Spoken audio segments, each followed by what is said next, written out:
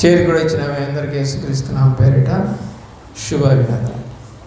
పిల్లలు, ఈ రోజుల్లో వివాహం అనేది సామాన్యంగా అందరూ చేసుకుంటున్నారు. కొందరు ఇష్టమయ్యో, కొందరు ఇష్టం కాకను, కొందరు బలవంతం మీద, కొందరు చేసుకోకపోతే కుదరదను, రకరకాలుగా ఈ రోజులో వివాహాలు జరిగాయి. నేను చాలామందిని అడుగుతున్నప్పుడు కొంతమంది అంటారన్నమాట, ఏమోనండి మమ్మోళ్ళు కట్టబెట్టారు అంటూ ఉంటారు. మాకు అసలు తెలియదండి, మాకు ఎప్పుడు 13 ఏళ్ళప్పుడు పెళ్ళయింది, ఎవరికి ఇచ్చి చేస్తున్నారా ఏంటా ఏం తెలియదండి మాకు అన్నోళ్ళు కూడా ఉన్నారు. ఇప్పుడు కూడా కొంతమంది తల్లిదండ్రులు బలవంతం మీద వివాహాలు చేస్తూ ఉన్నారు. అయితే వివాహం అనేది దేవుని యొక్క ప్రేమలో పిల్లరా ఘనమైన కార్యమే. కానీ ఘనంగా ఎప్పుడు జరుగుతుంది కార్యం చెప్పండి? అన్నీ బాగున్నప్పుడు. నీకు ఆరోగ్యం బాగుండాలి, అంటే చేసుకోబోయే కుమారుడికి ఆరోగ్యం ఉండాలి, చేసుకోబోతున్నటువంటి అమ్మాయికి కూడా ఆరోగ్యం ఉండాలి. వీళ్ళిద్దరికీ ఆరోగ్యం లేకుండా ఒకవేళ పెళ్లి చేసినా, మా ఇంటి వెనకాల ఒక ఆమె ఉండేది, ఆమెకు పెళ్లి చేశారు. అయితే ఆమెకి ఇప్పటికీ పిల్లలు పుట్టడం లేదు. పెద్ద వయసు వచ్చేసింది ఆమెకి, ఏదో 50 ఏళ్ళు వచ్చేసి 45-50 ఏళ్ళు వచ్చినప్పుడు మరి అప్పటిదాకా పిల్లలు పుట్టలేదు. పాపం ఆయన అట్లాగే ఉన్నాడు. కానీ ఆమెకు ఫుల్ షుగర్ ఉంది. కాబట్టి చివరికి ఎట్టయితే ఒక బిడ్డ పుట్టింది. అబ్రహాం కూడా అంతే కదండి, పిల్లలు లేరుగా ఆయనకి. జకర్యాకు కూడా పిల్లలు లేరుగా, రాహేలుకి లేరుగా, రెబెకాకు కూడా లేరుగా. వీళ్ళందరికీ లేనప్పుడు మరి వాళ్ళంతా కూడా ఏం చేశారు? ప్రార్థన చేశారు. అయితే ఇప్పుడు చెప్పబడినటువంటి ఈ వ్యక్తులందరికీ కూడా ఎటువంటి చెడుతనం లేదు. బాగా గుర్తుపెట్టుకోవాలి. ఏం లేదండి, అంటే వాళ్ళు ఎవరితో అన్నా అమ్మాయిలతో తిరిగారా, అబ్బాయిలతో తిరిగారా, తల్లిదండ్రులకు తెలియకుండా ఎక్కడికన్నా వెళ్ళారా, బళ్ళ మీద వెళ్ళారా, లేకపోతే రాకుండా ఉన్నారా, కాలేజీలకు కొట్టారా, ఈ రకం కాదు వాళ్ళు. కానీ ఈ రోజుల్లో ఇలాంటివి ఎక్కువ జరుగుతూ ఉన్నాయి. ఈ రోజులు ఏంటి, చాలా రోజుల నుంచి కూడా. ఎందుకు అలా జరుగుతుంది? సాతానుడు వాళ్ళని పట్టుకుపోతున్నాడు. బైబిల్ ఏం చెప్తుంది? తల్లిదండ్రులకు విధేయులుగా ఉండండి అని చెబుతుంది. అలాగే విశ్వాసకి ఏం చెబుతుంది? నమ్మకంగా ఉండండి అని చెప్తుంది బైబిల్. అయితే ఈ రోజున అలాంటి పరిస్థితి మనకు కనపడటం లేదు. ఎందుకు కనపడటం లేదు అంటే, వివాహానికి జీవితానికి మధ్యలో ఒక అడ్డుబండ ఉంది. ఏంటి అడ్డుబండ? వివాహానికి జీవితానికి మధ్యలో ఒక అడ్డుబండ ఉంది. దాన్నే ఇంగ్లీష్లో సెక్స్ అంటారు, తెలుగులో వ్యభిచారం అంటారు. అదవుతుందండి. ఈ లక్షణం కనుక ఎక్కడైతే ఉంటుందో ఆ వివాహం అనేది భూసంబంధంగా ఒకవేళ ఆయన చేసుకోవచ్చేమో, కానీ పరసంబంధంగా మాత్రం దేవుడి రాజ్యానికి రాలేదు. భూసంబంధంగా అవ్వచ్చు. బైబిల్లో కూడా వ్యభిచారిణి అయినటువంటి గోమేరుని వివాహం చేసుకోమని చెప్పాడు హోషేయ గ్రంథంలో.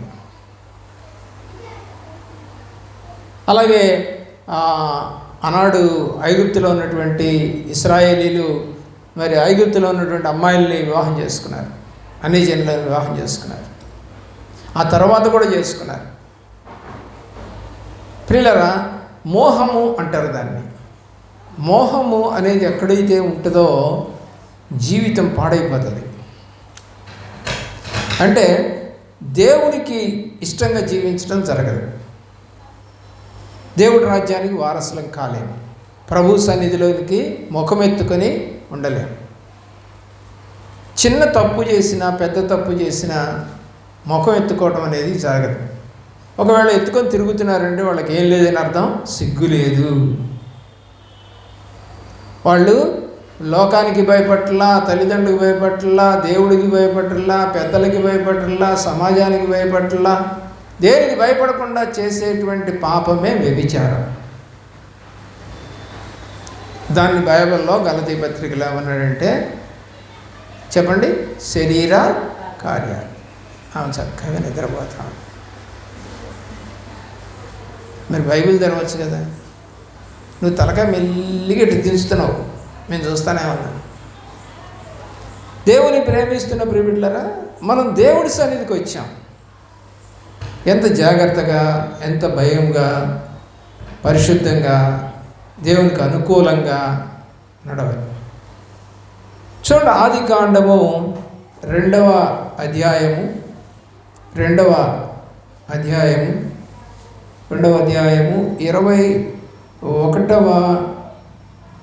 వచనానికి నేను వస్తున్నానండి. దేవుని యొక్క ప్రేమలో 21వ వచనం. ఆదామునకు గాఢ నిద్ర కలుగజేసి అతడు నిద్రించినప్పుడు అతని ప్రక్కల డొంకలలో ఒక దానిని తీసి ఆ చోటును మాంసంతో పూడ్చివేసెను. దేవుని ప్రేమించిన తరువాత దేవుడైన యెహోవా తాను ఆదాము నుండి తీసిన ప్రక్కడెముకను స్త్రీగా నిర్మించి ఆమెను ఆదాము వద్దకు తీసుకొని వచ్చెను. బైబిల్ ఏం చెప్తా ఉందో మనకు చక్కగా అర్థమవుతుంది. ఏమైందంటే దేవుడైన యెహోవా ఆదామును గాఢ నిద్ర కలగజేసి అతడు నిద్రించినప్పుడు అతనికి కావలసినటువంటి ఒక భార్యను సిద్ధపరిచాడు, తీసుకొచ్చాడు. ఇక్కడ వీళ్ళిద్దరిలో ఏ రకమైనటువంటి పాపం ఉందా? లేదు.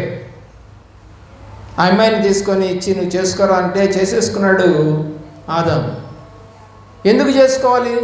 ఇది ఒక రకంగా చెప్పాలంటే దేవుడు చేసిన పెళ్ళి, పెద్దలు చేసిన పెళ్ళి. దేవుడు అంటే అందరికీ పెద్ద కాబట్టి మారు మాట్లాడకుండా పెళ్ళి. ఆ రోజుల్లో కూడా పెద్దలు మరి సంబంధం చూస్తే కాదు అనేవాళ్ళు కాదు, నేను చేసుకోను అనేవాళ్ళు కాదు. మీ ఇష్టం డాడీ, మీ ఇష్టం మమ్మీ అనేవాళ్ళు. మా తల్లిదండ్రులు ఇష్టం అండి అనేవాళ్ళు ఇప్పటికీ ఉన్నారు. అంటే వాళ్ళు ఏం చెడు చేయరు కదా, మంచే చేస్తారు.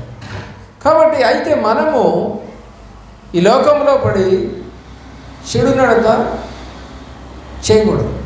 23, 24 వచనాల్లో కూడా మనము అప్పుడు నా ఎముకలలో ఒక ఎముక నా మాంసంలో మాంసం, ఇది నరునిలో నుండి తీయబడే కాబట్టి పురుషుడు తన తండ్రిని తన తల్లిని విడిచి తన భార్యను హత్తుకొనును, వారు ఏక శరీరం అయ్యిండు. కాబట్టి వాళ్ళిద్దరు ఎలాగుండాలి? ఏక శరీరంగా ఉండాలి, కలిసిపోవాలి. ఏక శరీరం అంటే కలిసిపోవటం, సమాధాన పడటం, తగ్గించుకోవటం, ఉడంబడిక, పెళ్లి ప్రమాణాలు చేసుకున్నటువంటి వాళ్ళు. దేవుని యొక్క ప్రేమలో అయస్కాంతం అనేది ఒకటి ఉంటుంది. అయస్కాంతానికి ఒక క్షేత్రం ఉంటుంది, ప్లస్ మైనస్ ఉంటాయి దానికి. మనము ప్లస్ వైపు కనుక దాన్ని పెడితే అతుక్కుంటుంది, మైనస్ వైపు పెడితే సేమిరా నువ్వు ఎంత దగ్గరికి పంపించినా సరే దాన్ని తన్నేస్తుంది. అది అంటే నేను దాంతో జతగట్టను అంటది. అది అయస్కాంత క్షేత్రం. అదొక ఆ రెండు కలవు దేవుని ప్రేమ. అయితే దాన్ని ప్లస్ వైపు కనుక తిప్పి అతికించకపోయినా దూరంగా పెట్టినా సరే వచ్చి అతుక్కుంటుంది. అది ఇప్పుడు లాగుదామన్నా కూడా అంత తొందరగా రాదు. అవి ఏమైపోయినాయి? ఇప్పుడు ఏకమైపోయాయి. రెండు మ్యాగ్నెట్స్ ఏకమైపోయాయి. దేవుని యొక్క ప్రేమలో అలాగ బ్రతకాలి. మ్యాగ్నెట్ ఎప్పుడు మంచిది, చెడు చేయదు. మ్యాగ్నెట్స్ చెడు చేయవు, చాలా మంచి పనులు చేస్తూ ఉంటాయి. మన యొక్క సెల్ ఫోన్లో మరి అలాగే ఇయర్ బడ్స్ అన్నీ, వాటికి స్పీకర్స్కి వీటన్నిటిలో ఏముంటాయంటే మ్యాగ్నెట్స్ ఉంటాయి. మోటార్లు తిరగడానికి ప్రిల్లరా ఇవన్నీ మ్యాగ్నెటిక్ క్షేత్రాలు ఉంటాయి వాటికి. కాబట్టి మనం కూడా ఎలాగుండాలంటే కలిసిపోయే జీవితాన్ని జీవించాలి తప్ప విడిపోయే జీవితం అసలు ఉండకూడదు. ఒకటి తల్లిదండ్రులు కాదని తిరిగే జీవితం కూడా ఒకటి ఉండకూడదు. లూకాసు వార్తలో ప్రభువారు తల్లిదండ్రులకు లోబడి ఉండెను అని రాసి ఉంది. దేవుడే ఈ భూమి మీద ఒక మానవులుగా ఉన్నటువంటి జోసఫ్కి మరియు మేరీకి లోబడి ఉంటే మరి మనం ఇంకా ఎంత లోబడి ఉండాలి ప్రభువుకి? తల్లిదండ్రులకి ఎంత లోబడి ఉండాలి? తల్లిదండ్రులు ఏమన్నా చెడు చేశారా? అయితే నేను ఒక మాట చెప్తాను ఇక్కడ. ఎందుకు పిల్లలు అలా చెడిపోతారు అంటే, తల్లిదండ్రులు కొంతమందికి తెలియకుండా చేసే పాపాలు ఉంటాయి. సిగరెట్టు, తాగుడు, పేకాట, వ్యభిచారము, వడ్డీ వ్యాపారము, మోసకముగా దొంగతనం చేయటాలు, ఇవన్నీ ఉంటాయి. యథార్థంగా మాట్లాడటం అనేది ఉండదు. అంటే ఒకవేళ యథార్థంగా జరిగిందే కనుక అడిగినా కూడా మాకు తెలియదు, అలా అయిందేమో మాకు తెలియదు అంటారు. అంటే తెలిసి కూడా, అంటే ఇంట్లో జరిగిన సంగతి తెలిసి కూడా తెలియదని చెప్పేస్తారు. ఎక్కడ దైవజనుడి ముందు చెప్తారు, లేదా ఎవరిని అడిగితే కూడా వాళ్ళని ఎదిరించి మాట్లాడతారు. నీకు తెలుసా, నువ్వు చూసావా, నువ్వు వెళ్ళావా, ఏది పెద్ద చూసినట్టు మాట్లాడతావు నువ్వు అని ఎదిరించి మాట్లాడతారు. అంతా జరిగిపోయింది. ఆసుపత్రికి వెళ్ళి బిడ్డను కూడా కన్నా కూడా నీకు తెలుసా అంటే అదేంటి? అంటే ఏం చేస్తున్నావు నువ్వు? నిజాన్ని దాచిపెడుతున్నావా? ఒక వ్యభిచారాన్ని నువ్వు కప్పిపెడితే బైబిల్లో మాట అంటాడు యోబు గ్రంథంలో, రొమ్ములో పాపము దాచుకొని ప్రభు అంటే దేవుడు వినడు. ఎక్కడ? రొమ్ములో పాపం దాచుకొని. ఈరోజు రొమ్ములో పాపం దాచుకోవడం ఎక్కువ అలవాటైపోయింది. ఏం చెప్తే ఏమని అనుకుంటారేమో అని అనుకోవటం అనేది జరుగుతూ ఉంది. చూడండి, దేవుడు వాక్యాన్ని మనం చదువుదాం. లేవి కాండము, దేవుని యొక్క సన్నిధిలో లేవి కాండంలోకి వెళదామండి. లేవి కాండం 20వ అధ్యాయానికి రండి. లేవి కాండము 20వ అధ్యాయము 5వ వచనమును మనం చదువుకుందాం. 5వ వచనాన్ని చదువుదాం. విరోధులై వారిని మోలెకుతో వ్యభిచరించుటకు వారి తరిమి వ్యభిచారం చేయి వారినందరినీ ప్రజలలో నుండి కొట్టివేయును. ఏం చేశారంటండి? గమనించండి, ఏమని రాసింది అక్కడ? చూచి చూడనట్లు తమ కన్నులు మూసుకొని ఎడల నేను వానికిని, ఏమండి, తమ కన్నులు మూసుకొని ఎడల నేను వానికిని వారి కుటుంబములకు విరోధులై వారిని మోలెకుతో వ్యభిచరించుటకు వారి తరిమి వ్యభిచారం చేయి వారినందరినీ ప్రజలలో నుండి కొట్టివేయును. చూసారా? వ్యభిచారం చేయు వారిని అందరిని ఏం చేస్తారంట? ప్రజలలో నుండి. మామూలుగా చెప్పట్లా, ఏమండి, ప్రజల్లో నుండి వాళ్ళందరినీ కొట్టివేయాలి. అంటే వాళ్ళు దేవునికి పనికిరాని వారు, వ్యభిచారం చేసే ఎవరైనా సరే. బైబిల్ చెప్తా ఉంది. ఈ ధర్మశాస్త్రం ఇచ్చినప్పుడు దేవుడు దాని గురించి రాశాడు. 25వ అధ్యాయం కూడా చూడండి. 25వ అధ్యాయంలో దేవుని యొక్క ప్రేమలో మొదటి యెహోవా సీనాయి కొండ మీద మోషేకు ఇలాగు సెలవిచ్చెను. దేవుని యొక్క ప్రేమలో ఏమని సెలవిస్తున్నాడో చదువుదాం. దేవుని యొక్క ప్రేమలో నీవు ఇశ్రాయేలీయులతో ఇట్లను, ఏమని? నీవు ఇశ్రాయేలీయులతో ఇట్లను, నేను మీకిచ్చుచున్న దేశంలోనికి మీరు వచ్చిన తరువాత ఆ భూమి కూడా యెహోవా పేరట విశ్రాంతి కాలమును ఆచరింపవలెను. దేవుని యొక్క ప్రేమను మనము అర్థం చేసుకోవాలి. ఎందుకంటే ఈ రోజున దేవుడు ఇచ్చినటువంటి సీనాయి కొండ మీద ఇచ్చినటువంటి ఆజ్ఞలను మనము పాటించాలి. మత్తయి సువార్త చూడండి, 5వ అధ్యాయము. మత్తయి సువార్త 5వ అధ్యాయము 27వ వచనం. 27వ వచనం దేవుని యొక్క ప్రేమ చదవండి.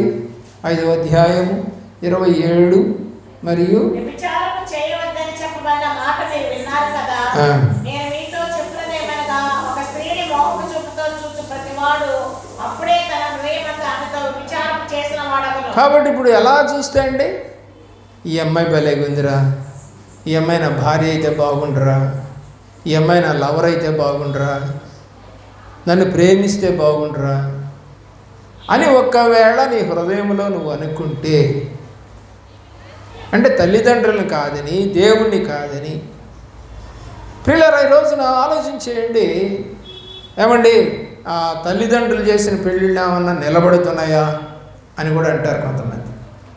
నిలబడకపోవడానికి కారణం ఒకటే, చెప్పండి. కులం ఒకటి, డబ్బు ఒకటి, అందం ఒకటి, చదువు ఒకటి, ఉద్యోగం ఒకటి.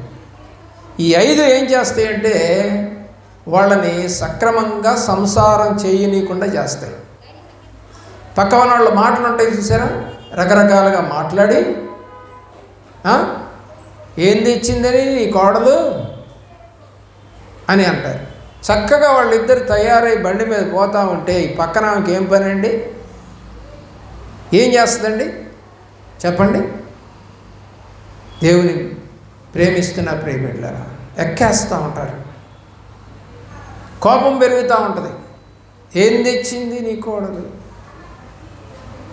మీకన్నా తక్కువ కులం కదా, ఏం అందంగా ఉందని, చదువు కూడా లేదు కదా, రకరకాలుగా ఆడిపోసుకుంటూ ఉంటే వాళ్ళు చక్కగా బతుకుతున్న జీవితంలో నిప్పులు పోసినట్టుగా ఈ రోజున కుటుంబ జీవితాలు పాడైపోతున్నాయి. అరేంజ్డ్ మ్యారేజ్లో కూడా.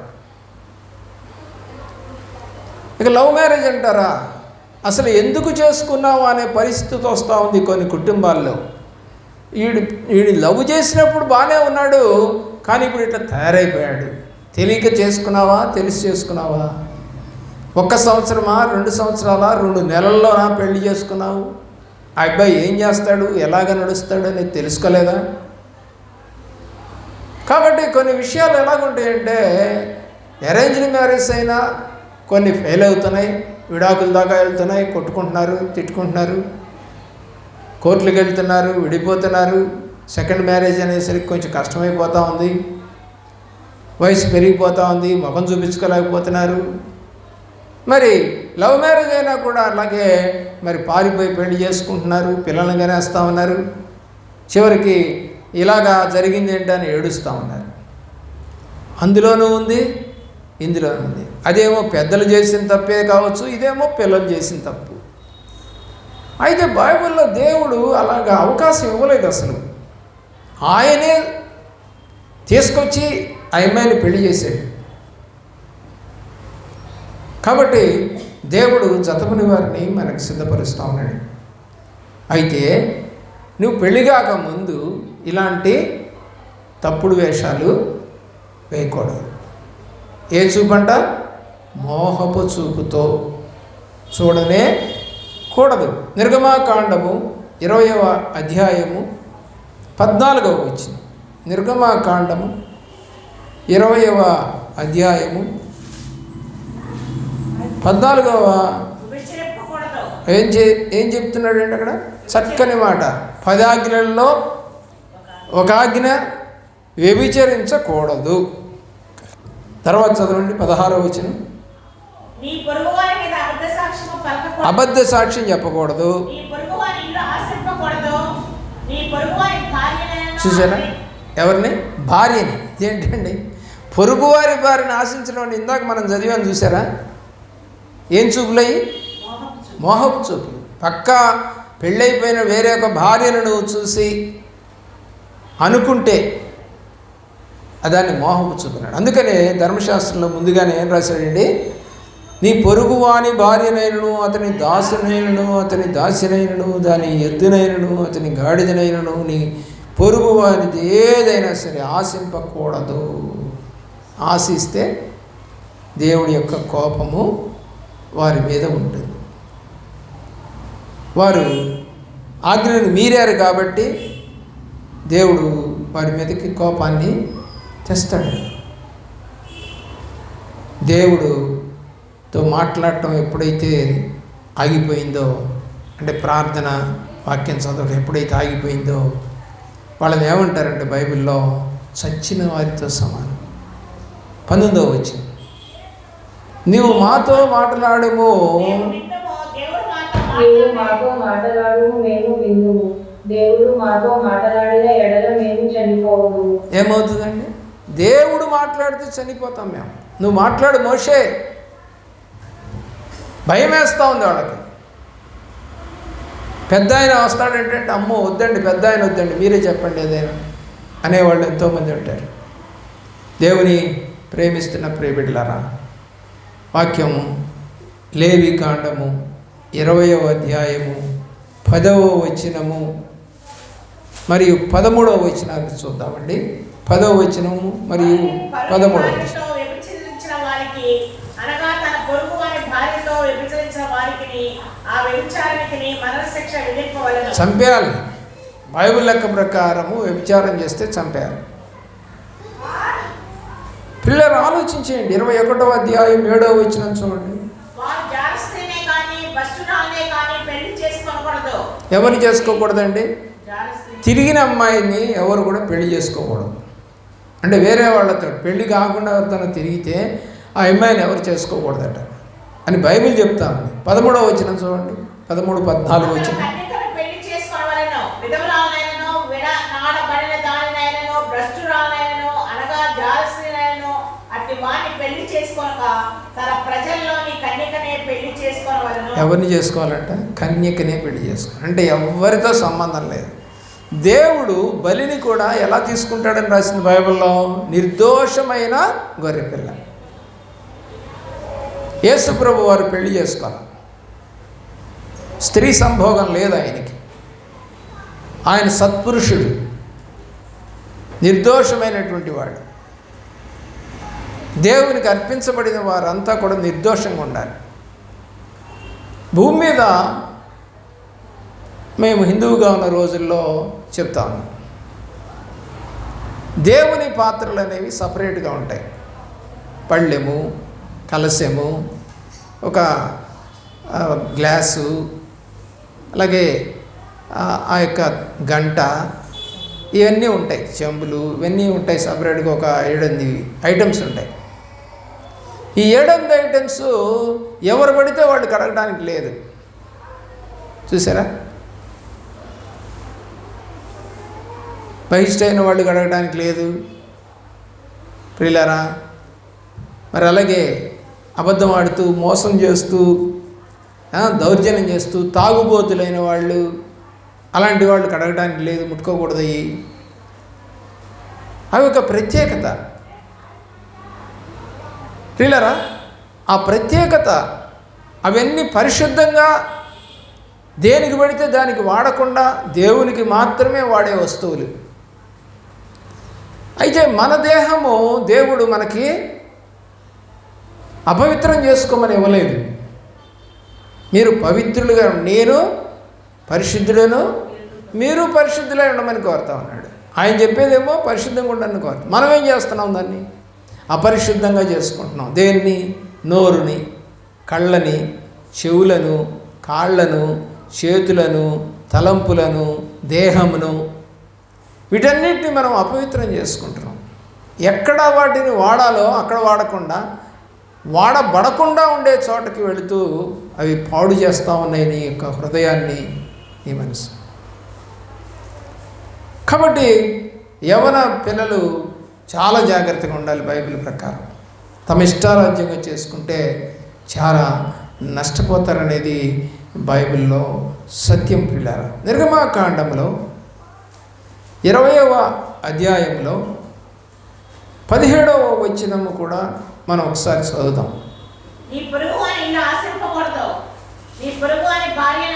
అది నీ పొరుగు అని భార్యనే ఆశించకూడదు. 18వ అధ్యాయం చూడండి, 8వ వచనం.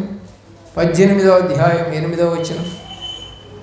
తరువాత మోషే యెహోవా ఇశ్రాయేలు కొరకు ఫరో కొరకును ఐగుప్తులకును చేసిన దంతయు త్రోవలో తమకు వచ్చే కష్టము యావత్తును యెహోవా తమను విడిపించే సంగతియు తన మామతో వివరించి చెప్పాను. 18వ అధ్యాయం నిర్గమాకాండంలో 8వ వచనం మరియు 20వ వచనం కూడా చదువు. నీవు వారికి ఆయన కట్టడలను ధర్మశాస్త్ర విధులను బోధించి వారు నడవవలసిన త్రోవను వారు చేయవలసిన కార్యములను వారికి తెలుపవలెను. ఎప్పుడైతే ధర్మశాస్త్రం చెప్పలేదో, ఎలా నడుచుకోవాలో నువ్వు వివరించలేదో, వాళ్ళు చెడు మార్గానికి వెళ్ళినా కూడా అది చెడు అనే వాక్యాన్ని నువ్వు చూపించలేకపోతే ఇక నీవు ఏ క్రైస్తవత్వంలో ఉన్నట్టు? లేవి కాండములో కూడా 20వ అధ్యాయం 10వ వచనంలో మనం చదువుకున్నటువంటి మాట, మరణ శిక్ష విధించాలి. 13వ వచనంలో కూడా ఒకడు స్త్రీతో సేవించినట్టు పురుషునితో సేవించిన యెడల వారిద్దరిలో హేయక్రియలు చేసిన కనుక వారికి మరణ శిక్ష విధింపవలెను. ఎవరితోనో తల్లిదండ్రులకు తెలియకుండా వివాహం కాకుండా తిరిగితే వాళ్ళని ఏం చేయాలంట చెప్పండి? మరణ శిక్ష విధించమన్నాడు, చంపేసేయండి. ఎందుకంటే వాళ్ళు భూమి మీద పాపం చేయడానికి పుట్టారు. పాపులను రక్షించడానికి క్రీస్తు యోగానికి వస్తే ప్రభువుని ఎరిగి నువ్వు పాపం చేయడానికి సిద్ధపడుతున్నావా? పాపము చేయడానికి నీ మనసు ప్రేరేపిస్తూ ఉందా? ఆలోచన చేయవలసిందిగా కోరుతా ఉన్నాం. సంఖ్యాకాండము 5వ అధ్యాయము 29-30 వచనాలు. 29-30 వచనాలు.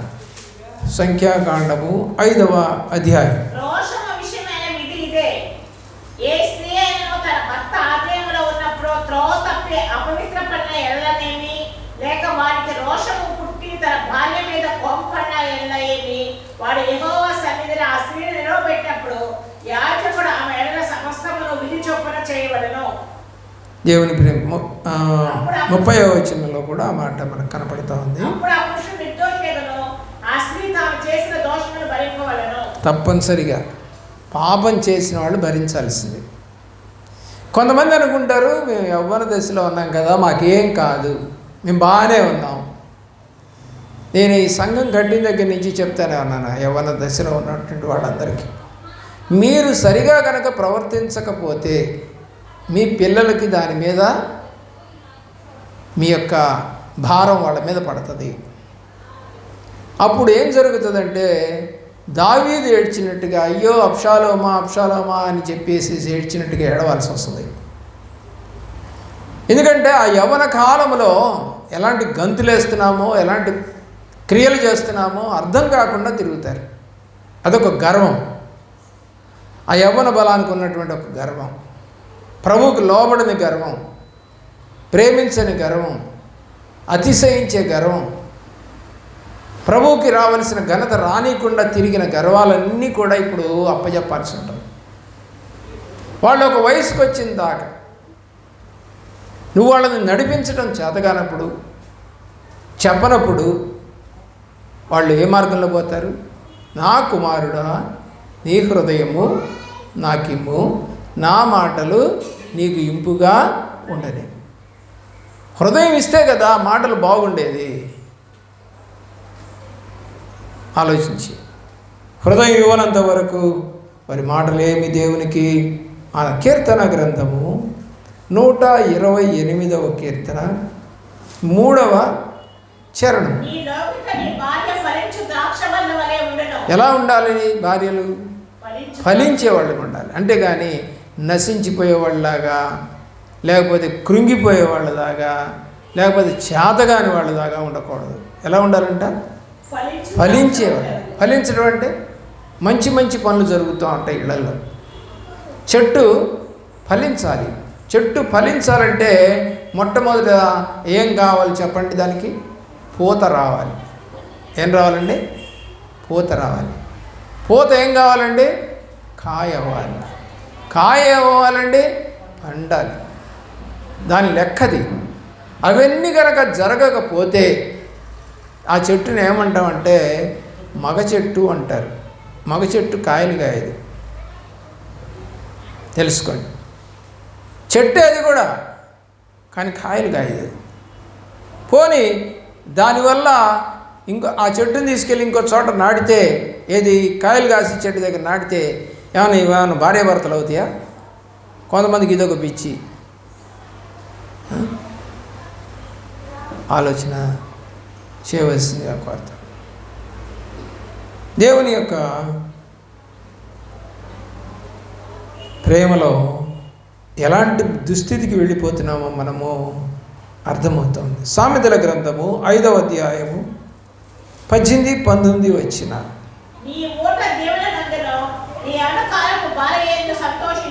ఎలా ఉండాలి? భార్యతో సంతోషంగా గడపడం చేతగాక యవన కాలంలో ఊరక తిడుతూ కొడుతూ ఉంటే భార్య ఏం మాట ఉంటుందండి? ప్రేమ ఉంటుందండి భర్త మీద? ఇంకా ఇన్ని కుటుంబాలు అలా విడిపోయాయో నేను చూస్తూనే ఉన్నా ఇప్పటికీ. ఏంటమ్మా, నేను యాజ్ ఎ టీచర్గా పనిచేశాను కాబట్టి మా పిల్లలు మరి కొన్నాళ్ళు బడికి రారు. ఏంట్రా అని అంటే, మా అమ్మని మా నాన్న కొట్టాడండి, అందుకని మేము ఈ ఊరిలో నుంచి వెళ్ళిపోయామండి. చాలా బాధాకరం.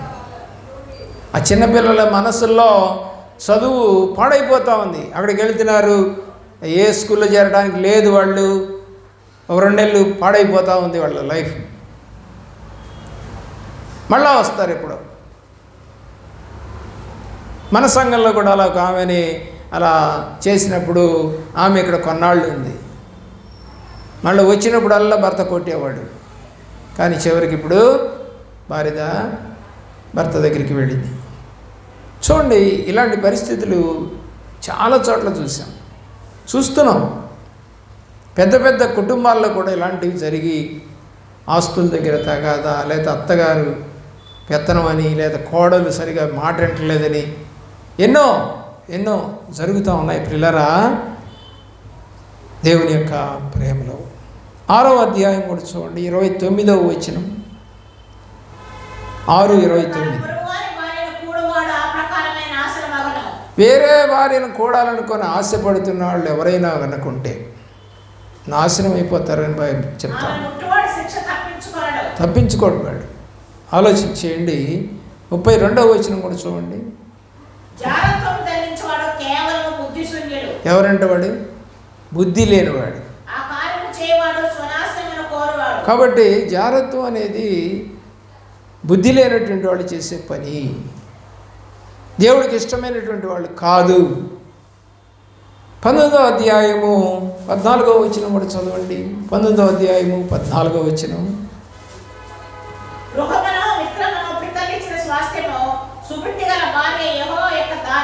మంచి భార్యలు దొరకటం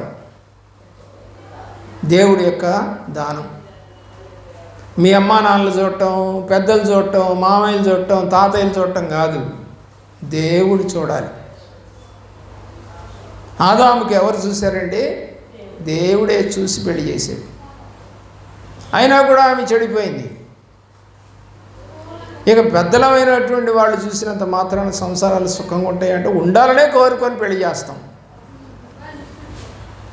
కానీ వాళ్ళు తప్పుడు వ్యవహారం చేసి పాపం ఒక 2 పిల్లలను కన్న తర్వాత ఆ వ్యక్తి తప్పుడు మార్గంలోకి వెళ్ళి, మరి ఇక్కడ కూడా మన సంఘంలో వాళ్ళు భర్తలు కొంతమంది అలా ఎయిడ్స్ రోగం తెచ్చుకొని పాపం చచ్చిపోయారు.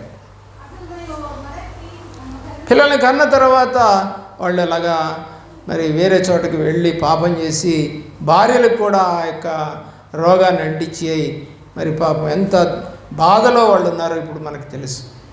మీ కళ్ళ ముందే వాళ్ళు కనపడుతూ ఉన్నారు కూడా. బైబిల్ ప్రకారము అలాగా వ్యభిచారం అనేది చేయకూడదు. ఎయిడ్స్ రోగం ప్రబలేదే ఎక్కువగా వ్యభిచారం ద్వారా. వ్యభిచారం తెలిసినటువంటి అమ్మాయి, నాకు ఎయిడ్స్ ఉంది అని తెలిసిన అమ్మాయి మీరు ఇంకొక వ్యక్తితో కనుక వెళితే మరొక వ్యక్తికి ఎయిడ్స్ వస్తుంది. సమాజం పాడైపోతూ ఉంది. మొదట్లో బాగానే ఉంటాం, అది వచ్చిన కొన్ని రోజులకి శరీరంలో తగినంత బలం కనుక లేకపోతే అది తినేస్తుంది, మనిషిని తినేస్తుంది, చంపేస్తుంది. నిమోనియా వచ్చేస్తుంది, అంటే బ్లడ్ అంతా కూడా తినేస్తుంది. ఇక నీళ్ళు అయిపోతుంది, బాడీలో ఏముండదు, గాలి పీల్చుకోవడానికి వదలడానికి శక్తి ఉండదు. పిల్లరా, ఆలోచన చేయవలసిందిగా కోరుతా ఉన్నారు. 2 దినవృత్తాంతాల గ్రంథము 21వ అధ్యాయము 13వ వచనం. 21:13.